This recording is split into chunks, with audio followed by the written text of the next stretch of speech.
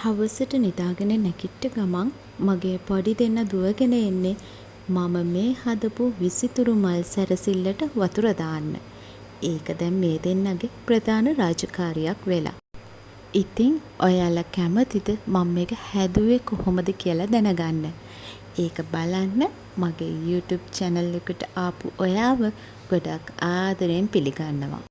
රුපියලක්වත් වියදම් නොකර ගෙදර තියෙන දේවල් වලිනුයි මම මේක හැදුවේ. මම එක සැරසිල්ලක් මාසෙකට කලින් හදලා බැලුවා සාර්ථක වේද කියලා. ඔව් ඒක සාර්ථක වෙලා අලුතෙන් දළු දාලා පොල් මුඩු වලට අලුත් මුල් අල්ලලා තිබුණා. මම මේ රවුම හදන්න ගත්තේ කෝවක්ක වැලක්.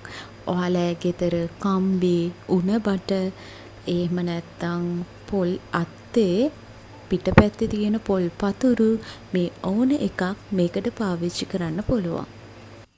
පුංචි අදහසක්. ඉතින් නිදහසේ රස විඳින්න මම මේක කරන්නේ කොහොමද කියලා.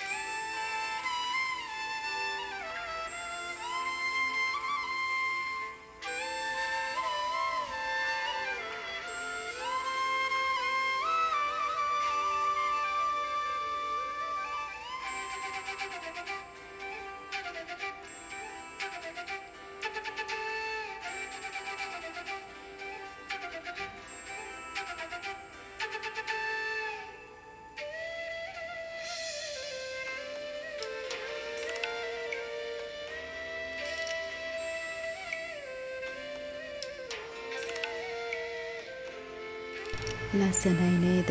ඇහැට හරිම ප්‍රියයි. ඉතින් ඔයාලට පුළුවන් මම මේකට පාවිච්චි කරේ නූල්නේ. ඒ වෙනුවට ලණු පාවිච්චි කරා නම් මීට වැඩිය පෙනුමට ලස්සනට මේකට මූල්‍යමය වටිනාකමක් එකතු කරගන්න පුළුවන් වෙනවා. ගෙදර ඉඳගෙන පුංචි ව්‍යාපාරයක් පටන් ගන්න හිතන ඔයාට මේ අදහස නරකම නැහැ. හැබැයි මීට වඩා හුඟක් පිළිවෙලට. මගේ වීඩියෝස් වලට කැමති නම් සබ්ස්ක්‍රයිබ් කරලා ලයික් එකක් කමෙන්ට් එකක් දාලම යන්න. ඉතින් අදට ගිහින් එන්නම්. මාව අහගෙන බලාගෙන හිටපු ඔයාට ගොඩාක් ස්තුතියි.